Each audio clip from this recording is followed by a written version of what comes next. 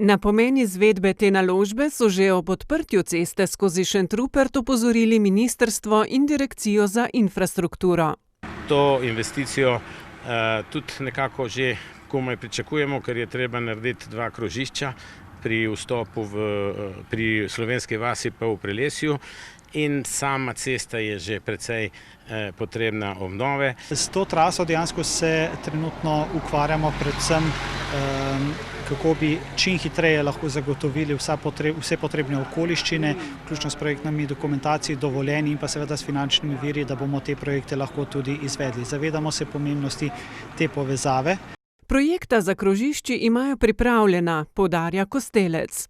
Jih je celo naročila sama država, tam je zdaj v naslednji etapi treba te zemljišča odkupiti od nekih sosedov.